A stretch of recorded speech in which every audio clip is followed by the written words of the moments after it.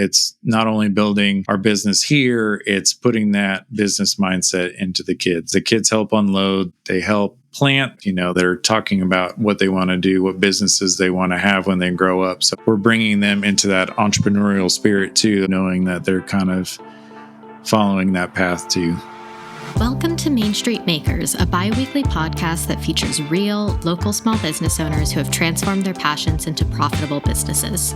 Learn from fellow small business owners on how they overcome challenges, find opportunities, and create thriving operations that make our neighborhoods more vibrant, connected places to live.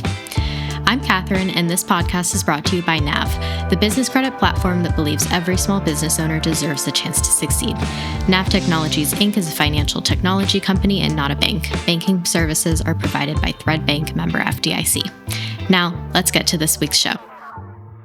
I'm really excited to welcome Ryan to the podcast. He is the owner of BCK Ranch, which is a microgreens company based in Houston, Texas. Ryan's a really special guest for us because he was actually the first customer story that we ever did. So our team got to actually go to his home and meet his family and see all the equipment that he uses to grow the greens and really learn about his business and his day-to-day. So we're really excited to have him on to share about his business and how he's been growing it over the past few years. Welcome. Thanks for having me. It's been an amazing experience over the last couple of years. Just being introduced to Nav. We never knew anything about it. And a really close friend of ours introduced us to Nav. And then, lo and behold, we were able to have the opportunity to meet and to have you guys over to show you guys everything that we do. And over the last couple of years, just the expansion that we've seen and just the relationships that we've been able to, just grow over the last couple of years is due a lot to y'all and Nav. Well, we certainly love to hear that. You've been really amazing to us as well, just sharing so many of your insights. We've learned so much from you. So thank you. So first off, I would love to just have you share about your reason behind why you started your business. I know you have a really moving reason. We're big fans for sure. So I'd love for you to just share that with everyone. Sure. So before the business ever started back in January of 22, my wife gave birth to our son, Charlie, and she started having some really bad allergies, and we didn't know what it was at the time. Couldn't figure it out. It wasn't standard allergies, but she was having really bad allergic reactions to food.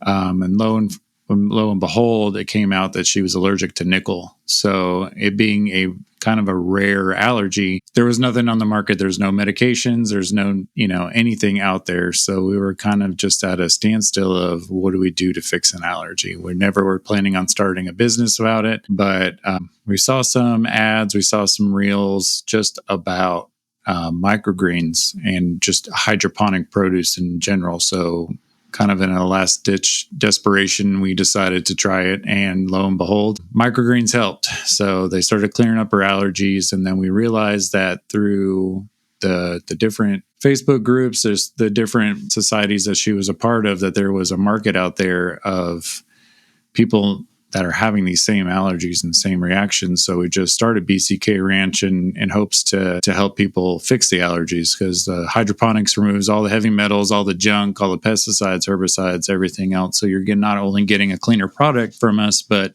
we're helping those people that have those allergies just to kind of have a second chance. I love that mission so much, and I'm sure that you've helped so many people just like Taryn. So I would love for you to talk through with us kind of like tactically, what were the early days like in your business? What were the startup costs? What was it like managing your financing? Take us kind of behind the scenes. Sure.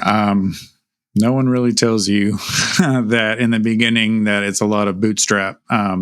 It's going to take a lot of your personal finances. You can't just walk in a bank and just say, hey, I need a loan for just say $50,000 for a startup company, especially in farming with the big banks. They want to see capital. They want to see everything behind it. So if you don't have the savings, you don't have the years in business, we're just kind of shunned away from the banks. So it took a lot of overtime, a lot of savings. Just the startup costs weren't enormous per se with the seeds and the equipment and everything, but it was still a hit, So we just had the kids, we still working full time.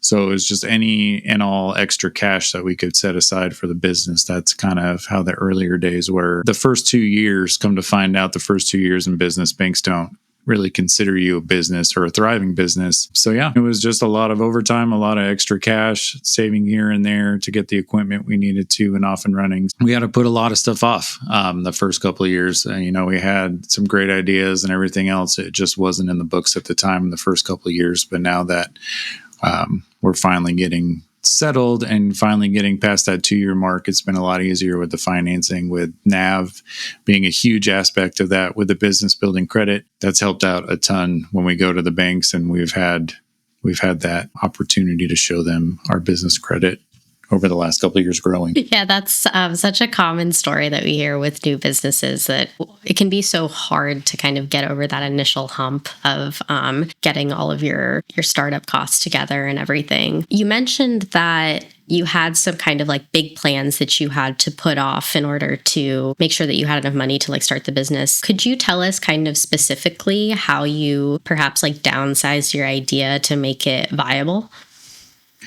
Yeah. So initially, one of our big projects was our trailers, our hydroponic trailers that we wanted to start getting. But all in all, the cost was going to be just way too high initially. So as much as we wanted to hit the ground running, we just kind of scaled it to microgreens. We just kept a few racks of microgreens, kind of let everybody know, like, here's our future plans. This is what we're planning on getting into the towers like you see behind us, or the trailers, or shipping out of Texas. We just kind of kept it local at first. We just knew that with the money we had at the time, we had to keep it local. We had to just start building that business small. And then once the money started coming in from the business, not necessarily from any kind of loans or anything like that, we were able to put a chunk of the side a little at a time, and then just slowly start adding equipment in and giving more products out. But we had to just scale it way back and just keep what we knew would work. Yeah. And how did you go about finding those initial customers? Like, I know that your early customers were, you mentioned all local, and I think you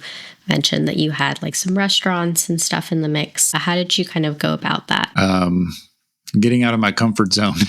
That was the biggest thing. We had some family friends that we had initially started off with. Trial and error. First couple of rounds were horrible, until we really got going on it and knew the whole process. But it was really just knocking on doors. For the restaurants, we just went to talk to the chefs and just kind of had to leave samples and just kind of hope for the best. We were lucky with our grocer.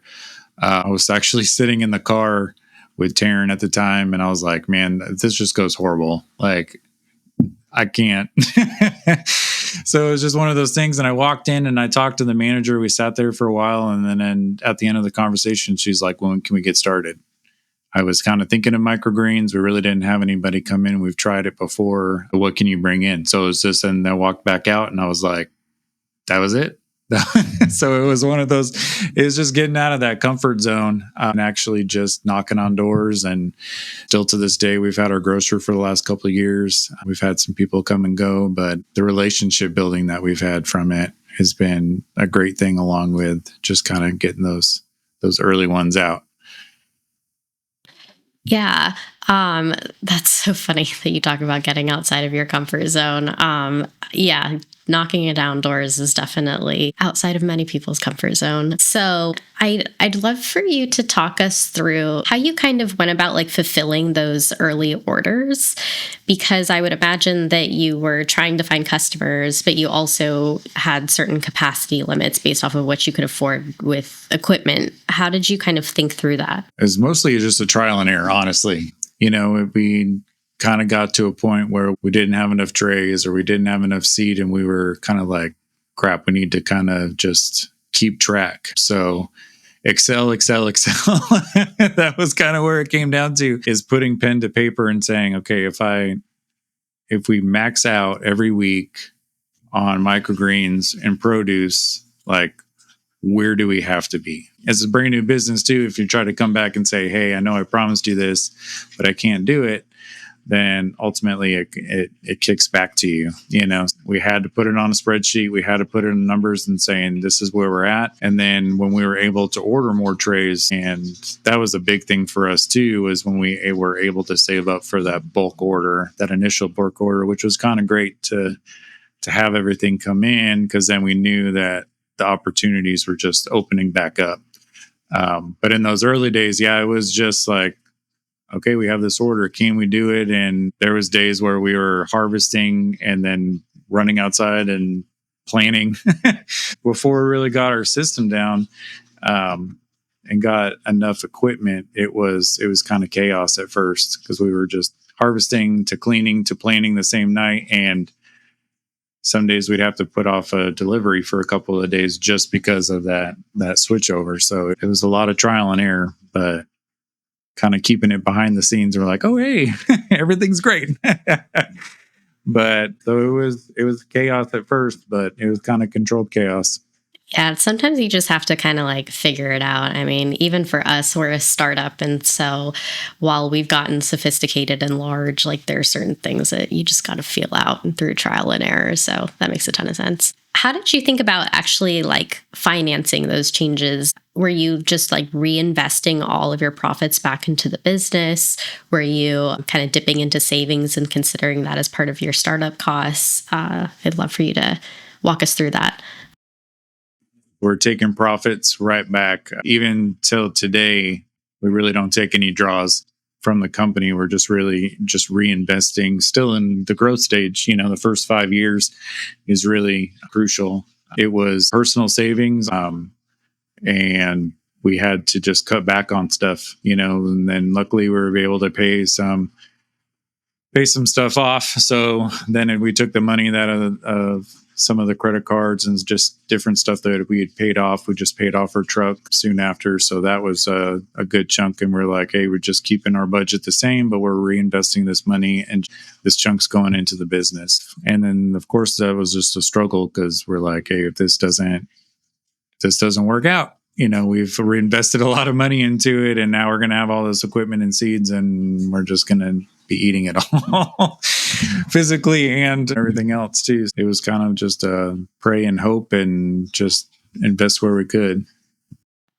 Yeah. And how do you think about like the trade-off between taking a draw versus reinvesting in the business so that it can grow faster? And I guess that's a good thing too, of actually still being full-time work, so we don't have to have that aspect of what happens if we can just put 100% in on the business and reinvest all that money. That way, our day-to-day personal stuff is taken care of. So that's the big help, honestly. If it was just us and just the business, it would have been a lot slower process, so to say. With actually taking it to the next level, we were able to just say, you know what, we're going to take this profit, we're going to reinvest it.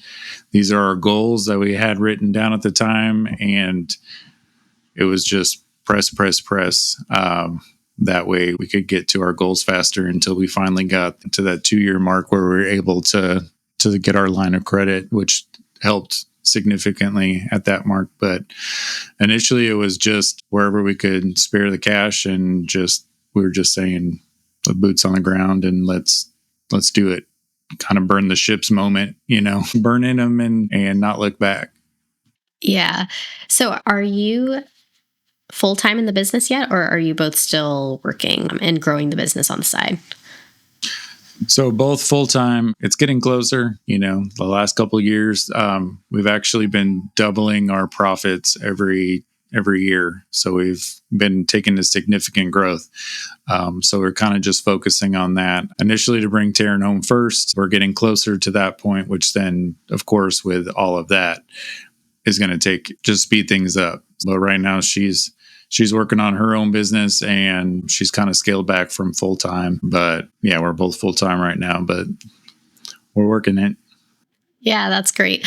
I'm always curious because like people have different preferences for going full-time in their business. Like some people are just like, burn the boats, I'm going to go for it and just do it, and I'm going to make it work. And other people, they continue to have their full-time job and they're really aggressive about growing the business on the side and really intentional about when they go full-time and have goals. So I'm always kind of curious, like what individuals' preferences are and like how they go about things. There was a business owners group that I was a part of for a while that helped out a lot. And I sat one-on-one with one of the guys, the main guy behind it. He was a fireman that ended up leaving the fire department and starting his own business and everything out there too. And just sitting down and talking with him and going over everything. That helped a lot because I actually got to know the point of where I needed to be in order to leave.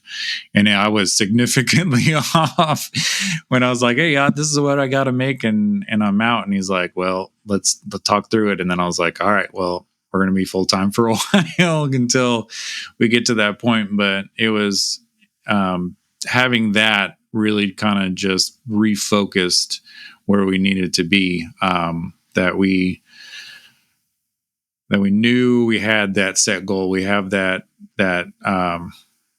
number written down to where like, hey, once I hit this, like we're good. So, but he was able to bring in all of the extra unknowns that we hadn't thought about too. So along the way, we've had opportunities with a lot of different people, and the business owners and just everybody else that's supported us has brought something to the table in order to help us grow, like our freeze-dried that we just started up doing freeze-dried microgreens, because we've just had people say like, hey, why don't you guys do this? This would help out a lot. So we've taken a lot from just the personal aspect of personal friends on top of other business owners and kind of refocused and re-engaged to where we know we're kind of on the right path to get to that full-time moment. Yeah, having a supportive community around you of people that you can just lean on for multiple different kinds of support is so important when you're trying to make something like this happen. So you mentioned that you sat down with this fireman who left the department and kind of walked through your numbers. So it sounds like you kind of started with the end in mind a bit. You were like, this is my goal, and like created a step-by-step plan for how to actually achieve that. Could you walk us through that? Yeah. So it was kind of mind-opening in the fact that like I initially had just not taken into account of, inventory versus just normal operational costs into it. It was kind of, we took our normal monthly budget that we're spending now, and I was like, okay, well, I just need to get to X amount and I can leave. And then it was like, okay, have you thought about retirement? Have you thought about your inventory costs? Have you thought about health insurance? Have you thought about like everything that I wouldn't have thought about that's covered under, your normal full-time jobs that is kind of just part of your paycheck that you didn't think of. So it was kind of like okay, step back and kind of move forward from there. So we're able to bring it from like a wide aspect down to more narrow saying, and just add it to our Excel spreadsheet. Like, okay, so this is the stuff that we need to cover so we can budget for health insurance off on the guy, so we can budget for everything else that we need to. And we just keep those numbers updated so we can say like, okay, is this getting closer? Is it getting further away? What do we have to do? But it was one of those things that I was just like, okay, kind of like a gut punch. I'm like, I'm doing really good. And then they're like, wait a minute. Have you thought about all this extra stuff? And I was like, and back to square one, it feels like, even though it wasn't. But ultimately, it was refreshing to know, too, having somebody there that was actually in the same shoes, in the same boat, and part of it, and been like, okay, so. Because a lot of the guys at the fire department and fire stations, they have a side job just because they're bored. It's extra cash coming in. But a lot of it isn't like, hey, like, see you guys later. If you're not part of that 20, 30 year plus kind of deal, it's kind of unheard of, So there's those guys that it's nice to have. And there's other business owners and other people that say like, yeah, it's worth it. Let's hit the ground running together.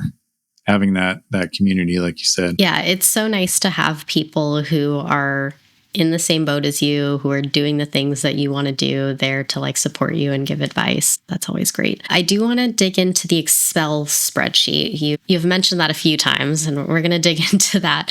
How do you actually pencil through expansion and think about how to finance, like, for example, new trays and those types of things? As far as bringing it through, like you said, through the Excel spreadsheet and everything else like that. So we have our normal sales channel as a spreadsheet. So all of our sales, then we have all of our expenses. And then we brought it in. This what came from my buddy too, is knowing your average monthly order volumes. So you can kind of just see, okay, so I have an average order every month of say $1,000 I'm bringing in as an example. And I'm having $400 worth of expenses. Like, okay, so I know I'm going to have this $600 coming in. I know we're going to have these loans to pay. We're going to have all this stuff coming up, and keeping track of our inventory and saying, okay, so I know that all of this stuff's going up. But once that's covered, we're able to say, okay, let's put this other money aside for, like, we got the trailer finally after a couple of years. So we're able to get that kind of P&L in order and get that set and saying, okay, well, let's make sure we're covered, plus an extra time frame just in case something happens, somebody drops off, and make sure we're covered there. And then just flip that extra profit right back into our extra expansion. Like I said before, every time that we can, we're just dumping it right back into the business. And as hard as it is just not to take the profits and be excited about it, ultimately it helps expand our goals too. So we're not just stuck in one spot. Hey, we're covered, we can do this. It's like, no, like we have these goals in mind and what else comes next. So, like you said, expansion and what our family, what our business is going to look 5, 10, 15, 20 years down the road. So it's been kind of just write down those goals and just say, when can we do it? As far as like, is this something we got a table for 6 months, a year, 5 years from now? Having that written down has helped out a lot and getting that in order. Yeah, so just kind of seeing it in the sheet and all the numbers helps you then face the reality of like, is this possible or does it need to wait? Yeah, exactly. And is this something that's consistent? The biggest thing is this profit coming forward and consistent, or is this just a good month, good month, bad month? So the last couple of years of actually going back and seeing that profit loss and where our average monthly income is saying, okay, well, now we're stable and we know this is coming in and these are what's kind of just on repeat. So now what's next? What can we order? What can we expand to, knowing that we're not just taking a huge bite out of everything? Yeah, having that predictability is really important in being able to plan ahead and have stability in your business. So that's cash flow. What about like your routine around credit? How do you kind of check those two things and make sure that you're tracking towards your goals? The credit was, like I said, when we initially got the Nav credit, it was huge for us. And at the time, we didn't even know what business credit will look like, so no one really explains it to you. No one ever says anything besides, your personal credit. So Nav was a huge kind of jumpstart for us on business credit, up until the point where we hit our 2-year mark and we were able to go back to the Farm Bureau and saying, like, look, we hit our 2-year mark. Here's our business credit that we've been building over the last couple of years. And from there, once we hit that, they're like, hey, we see everything's in order. And they gave us our big line of credit and operating funds from. So business credit was huge, because it took that stress off from personal credit and personal finances and said, okay, now we're really kind of that business in order. That was kind of the switch, I would say, from like, okay, is this going to happen? Is this going to progress? To finally kind of, after 2 years of being, kind of just kicked down and everything and saying, not now, to finally saying, let's work together. So, the business credit has been huge.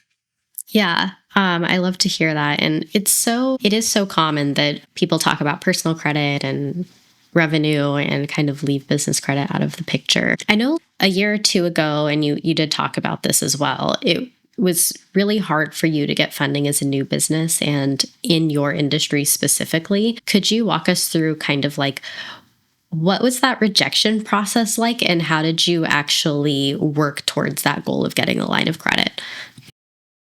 Yeah, so banks don't like hearing the word hydroponic by any means. So they're like, okay, what are you doing in ag? And as soon as you say hydroponics, everybody goes to the worst case scenario.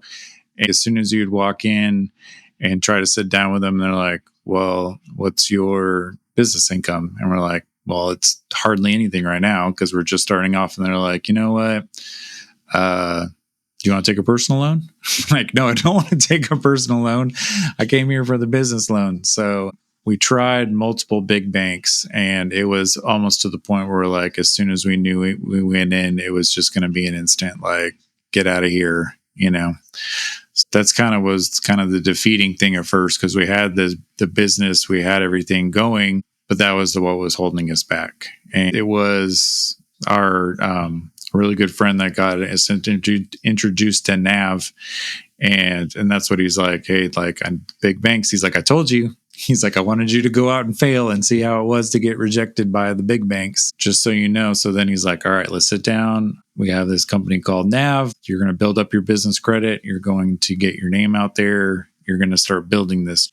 He's like, think of it as like your mom and dad adding you on a credit card when you're young, you know? So you're going to be, all these payments are going to be building your business credit. So by the time you hit that 2-year mark, you know, it's going to be 2 years, because that's what the bank was telling us.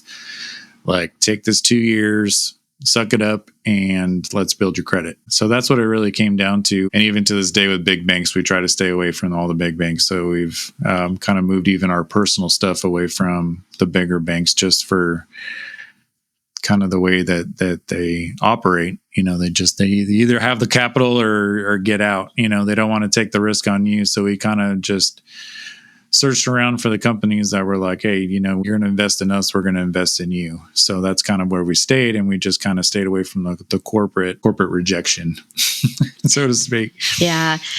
It can be really challenging with the big banks. You know, they certainly have marketing around small business, but their definition of small business is quite different from, you know, what a lot of us think of when we think of small business. You know, a lot of people think, oh, I'm a small business because I'm 0 to 2 years. You might not be considered a big enough business in the eyes of a big bank. You said you're trying to stay away from big banks. What are you using for your financial institutions today instead? So business-wise, we've been using Relay, and we're still using the Nav card for all of our monthly subscriptions and stuff. So we got rid of QuickBooks. We went to Ambrook, which is ag-based kind of QuickBooks, but for agriculture. So that's helped out a lot. So we're still using our Nav Prime card to help pay for those, just keep that consistent going out. But we've kind of switched everything over to Relay, and just kind of the credit unions. We've kind of gone back to the local credit union by us to just drop off the money and then move it over where we need to move it over. But just even getting away from the big banks has helped, because you just finding these small businesses and small banks that actually know your name. And when you call them up, you know, like I'll call our ag bank up, and I can just talk to our loan officer or any of the people there, and they're like, hey, Ryan, how are you? How's business? Like, so it's one of those things where you kind of feel more like family, and they actually care, and they're asking how your business is going, not just like, hey, do you have your deposit slip? Get out. Where's the next one? You know, so just having that family aspect of when we walk in or we call, it helps out a lot. Yeah, for sure. Community banks and credit unions are very, very popular with small business owners, and it's for exactly that reason. I would love to just have you share, like, what's next? What's next for BCK? What are your kind of next steps, and how are you planning them out? Yeah, I mean, we're trying to expand, but we're fighting Cisco. So that's kind of been the running joke or just thing between Taryn and I. I'm like, all right, how do we fight Cisco? How do we get out there? Because it's so easy for people to just throw in an order and get it from a warehouse, you know? So that's kind of, I wouldn't say a hiccup, but it's kind of been hard for us to get in, because we're grow to order. So we're not just mass producing everything. So that's kind of where people are like, hey, I need stuff and I need it now. And then, so it's the competition of finding something at a warehouse versus us. But I mean, I think we're finally getting to the point where we're actually getting some hold, and we're getting those restaurants and those people that they want local. They don't want just kind of the walk into the grocery store and you never know what's on it or in it or anything like that. But as far as expansion wise, we have a pretty consistent shipments out to South Dakota. I'm working with one of my best friends growing up. He's still up in Colorado. His sister works for a grocer up there. So we're trying to talk to the grocery stores up in Colorado since we're kind of getting all of our shipping stuff more efficiently. So that's kind of like what we've been kind of focusing on is if we're here now in Texas, how can we expand, because microgreens and hydroponics still down here in Texas it's not big ag. So we're fighting multiple fronts as far as that aspect goes, so we're trying to reach all the markets instead of just trying to stay local. We're keeping the local, but we're actually just trying to expand out of state, finding people that we know that are, we've been able to ship to y'all, and it's been great. And we've gone to the East Coast, and we've been able to kind of perfect that shipping aspect of it too. So we're like, you know what, we can reach every corner. We've gone up to Alaska with a couple orders. That was fun trying to figure out how to refrigerate everything up to Alaska for that. But yeah, that's kind of where we're going. We're still slowly working on the trailers, but our focus right now is how can we get out of state? How can we get our name out there more nationally? Yeah. That's definitely a big challenge trying to compete with the big guys. But I feel like there's a really valuable lesson in there for other people to take away, which is that you're really competing on your strengths and what makes you unique. Like you're leaning into that local touch, the fact that you're family owned, friends and family, being really personal and not kind of like this nameless, faceless corporation. Yeah, it's been huge. And just the fact of having the kids involved in it too, because when we walk in, like Taryn was just talking today, like she walks in to deliver to the grocery store and the people there are like, oh, hey, Taryn, like, how are the kids? They're seeing the kids help unload, they help plant, they help everything around the house. So it's not only building our business here, it's putting that business mindset into the kids. They're talking about what they want to do, what businesses they want to have when they grow up. So we're bringing them into that entrepreneurial spirit too of like, hey, like there's other options out there. So even if it's not this, which, is completely fine, we're not trying to wrap them all in forever, but it's just having that mindset and having them with us. Like, I think that's helped out a lot too, because everybody sees us all walking in together, all helping, and they're like, wow, like your kids have that kind of that spirit behind them and everything else too. So, that's amazing in itself too, knowing that they're kind of following that path too. Yeah, they really do. They're so creative and playful. They're just such a joy. But I love that. That's great. And kind of that family aspect that you bring to everything is like such a big reason why we love your business and your family. So thank you so much for sharing your story and for coming on. Of course. Thanks for sticking with us for the last couple of years. It's been amazing to stay in touch and to still grow together. It's really our privilege and pleasure. So thank you. Thank you to our guest for sharing their story, and thank you for listening today. Keep in mind that every small business is unique and there is no such thing as one-size-fits-all advice. So only take what you find helpful. We look forward to next time.